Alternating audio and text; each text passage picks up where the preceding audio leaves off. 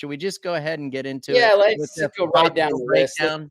Let's go right. Well, I think we go right. Let's praise Joe. You know, like phenomenal, SMX for the world championship. Man, he. I don't want to use the word surprised me, but I think he turned the next page. He went to the next page in that book in his book. The consistency, but also the speed. And then obviously we all saw what happened in Moto 2 Saturday night. The composure that Joe held was, I think, a huge turning point for Joe. Yeah, I was so impressed, and I talked about it on the broadcast. Going into the situation, he knew what was at stake. He knew that he had a target on his back. He was in the driver's seat for sure, but the vulnerability level was super high. Haiden has a ton of speed, you'd have to be wondering, what was going to be Hayden's strategy. We saw what the strategy was, but I was impressed how Joe managed all of that. He executed in those certain situations. He got the good start and basically checked out, dude. He was untouchable. I wasn't expecting him to just like get the whole shot and roll out. I thought Deegs was going to catch him. Yeah. And you don't know. Like I personally feel like, Joe isn't, number one, he doesn't ride, call it dirty, or even get up in a lot of people's grill on the track. Right. So for him to deal with all those different shots and angles and below the belt, maybe moves that Haiden was putting on and then Joe to hold his composure. And that's no easy thing. I had to deal with it with Jason Lawrence at one time. We saw what happened with Jason Lawrence and Dungey back in the day. Like, it can really infiltrate your headspace when you have somebody in that position doing that to you. And I think that's what's most impressive for me is Joe holding his composure together for 20 minutes. Yeah, it was like, it's just so hard to do that. And to be able to pull the whole shot and check out, it was impressive. I mean, the guy's got ice in his veins, and we're going to talk about this stuff. But another thing that was so impressive, and I'm jumping around here, dude, the second moto, there was multiple times that I probably would have just checked up and not have just passed Haiden and put myself in that position. But dude, he never flinched, bro. He's like, all right, you're playing these games. The hell with it. I'm going to get in front of you and just take the hits.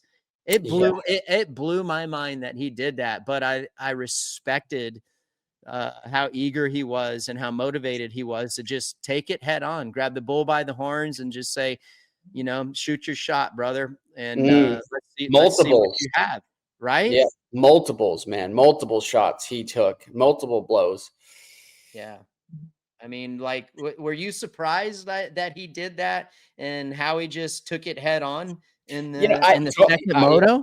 I am very surprised. I think what being in that headspace and knowing the situation, number one, with what Haiden was throwing at him, and then early before they kind of bridged, before it had a little bit of a gap, for a while there, the point situation was flip-flopping, right? Seth was in a position to win the world championship. Then it was Joe. Haiden was the one that was obviously playing the wild card in the mix there because of the point situation coming in from last weekend. It was Seth's race. It was Joe's race. It was Seth's race, Joe's race. So, he couldn't lay up too early. He couldn't lay up too much because before he knew it, Seth would have been all over him. And then you would have had a third person in the mix instead of just dealing with Haiden. So man, I would say very tough situation for any one of us to be in and have to deal with. Yep. For the Dunlop debate, and dude, did you know that for the best of my knowledge that Hunter and Jet were running the scoop tire? I did see that. A lot of sand section, it looked like the dirt. Actually, to be honest, the dirt quality from what I saw, just obviously from the broadcast, it didn't look like typical Vegas. You could see a couple areas where the hard pack was coming through, like Vegas would maybe get, years ago. But all in all, pretty good. The dirt quality. I thought the track was extremely fast in some areas, especially where Chase had went down. Not sure if there's a way we can, just a different track design, obviously, like for next year, maybe to slow that down. Just I thought that's what I was looking at from I guess a safety standpoint, just the speeds in some Yeah. areas. Yeah, it was fast. As far as the Dunlop debate goes, and breaking down what Hayden's approach and what the game plan needed to be, do you feel like it was more tactics, or was it tactical, or was it more antics? Like we have a sequenced video that Aaron put together. So here's basically how it goes. The second moto, talking about he does get a better start than Joe, cuts him off. Here's the second one where Joe is behind him. He's slowing up and letting basically this is where Joe really takes the bull by the horns and gets in front of it. Like where were you at with all of this stuff? RC, we discussed this, we debated this last week after the second round of SMX and what you're watching right now. What are you thinking? Yeah, and what I'm watching right now is I really think antics. I think this is the repercussions of Hayden's moves over the weekend at Vegas. I think he, obviously going to have his Hayden fans be all for it. But I think it was not impressed. I was not impressed at all. We had talked about it. You have one or two chances to be able to do it off the gate is one of them. He did do that, but obviously didn't get exactly what he wanted. Right there, he chops Joe off. But Joe was smart, knew it was coming. And then racing behind you for that many laps. Obviously, we do know that he was docked 5 points, championship points. But I think I'll say it now. I think it was a chicken shit way of trying to win a championship. I wasn't a fan of it by no means. So you think it was, yes, it was too far. Okay. Now we'll debate this. Like what else do you do? Like, I mean, what would have been the other approach? Well, I think I think here, but like what big picture, RC, big picture, in my opinion, is he had his 1 to 2 chances, right? And now it becomes a reputation. Like I believe you're kind of hurting your reputation when you decide and you make that decision to race behind you for that long. Also, he has, obviously we lost Chase for MXON. We saw his crash, but a stupid move on Hayden's part, because he's won't be participating in MXON, which I think could have very well, losing this championship to Joe straight up, with just the way the points worked out.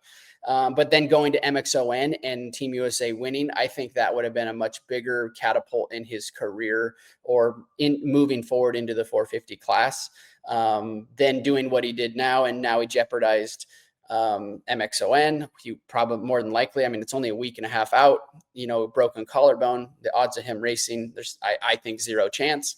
So I think all in all, as a whole, it wasn't the smartest decision, in my opinion. When do you think that he should have pulled the plug on the antics? Do you think he takes a couple Honestly, shots? I think RC, he did it off the gate, right? And then he did it going into, I think, the second turn, ran Joe high. And at that point, he was already in front of Joe, but he let Joe back by.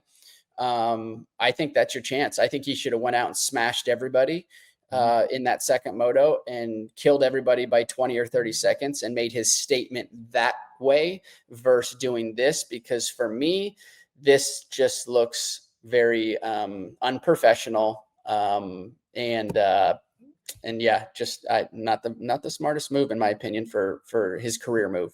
And just basically, going out there making the statement, you're foregoing the championship at that point, and you're just going on values and yeah, who you are, right? Yep, I believe so. I mean, I've, as we just talked social media and the whole 9 yards, I've seen comments, read comments, keyboard warriors up and down, through and through. And there's a lot of validity to what some of these fans are talking about, Yeah. I just don't think it was the smartest move, and maybe it was emotions got involved. Maybe it was just the whole the race, the way it was turning out. It got away from him. That's happened to a lot of us in certain scenarios where things just the throttle starts to stick, and there's no coming back, and he got wrapped up in it. But no matter how you slice it and how you look at it, I mean, I've been around the sport for many, many years, along with URC. I didn't like the way that went down.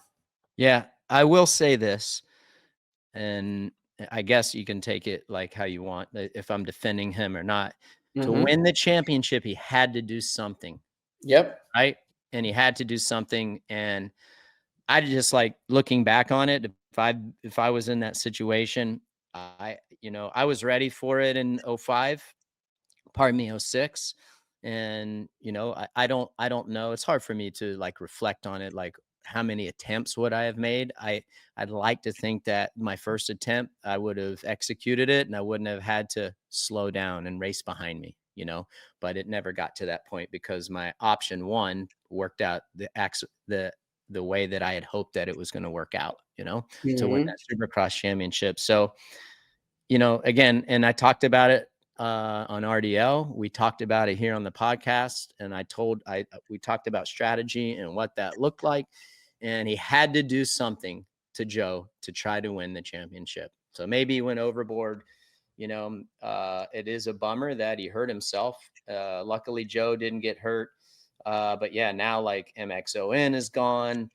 And there's a lot of repercussions from it. Well, I think, and the bigger picture is like you talked about it, RV. The bigger picture is this is where like how he is towards his competitors, it caught up with him. It caught up with him at St. Louis. And that's the bigger picture of it all. And we broke down what happened this weekend enough. And like it's come to it's come to a point. And I think you have to change your strategy because in the 450 class, you've talked about it multiple times. Like it's even going to become more apparent, and it's going to be that much harder for him if he doesn't have not even, you don't even have to have friends, but you can't have people enemies. against you. That's yep, right. Exactly. If I was coaching him, that's what I would be saying. And I understand like the marketing part of it and everything, but if I was coaching him, like, dude, you've got to start being a bit nicer and being mindful of when you have to cash in a favor or two. And I think RC, you dealt with it in your career, where coming in as the underdog fans, and then you got booed pretty hard for a few years, and then you readjusted, you looked yourself in the mirror, I believe, and then I did back out, right, and redeveloped all the made more fans than you already had. Just change your tune a little bit, and I think that's where Hayden's at, in my personal opinion, is. Yes, you've been in the sport long enough. In my eyes, you're not really a kid anymore. Like you're gonna move to the 450 class. You need to be more strategic about it and the way you come across. You can put those little jabs here and there to still get your point across, but there's a way you can do it that's a tasteful way also. Yeah, 100%. And two, like not winning Moto 1. His back was really against the wall. I was surprised that he messed with Levi as long as he did. I would have never messed with Levi because Levi was out of it. Obviously, he's pissed from last week. We're watching the replay with it, but he screws around with Levi too much. That was wasted time and effort, in my opinion. Like he had nothing to gain, nothing to lose. He can take care of him, and Levi can sort their grievances out at a later date, but that was like time wasted. I agree. Right? Like, so I was actually surprised that he was messing with Levi there. I thought he was just going to pass him and go on and get to Hammaker, and then but anyhow, monster should. I was surprised about that. But again, it just goes to the bigger picture. Strategy and going to the premier class next year. You have to have some people in your back pocket to not be against you. At least it was wild. It was definitely wild. Hi folks, Lee Diffie from NBC Sports. If you enjoyed what you just watched, well, it's time to bring the action and subscribe to the Motorsports on NBC YouTube channel. You can have it all: news, highlights, interviews, and analysis. So go for it.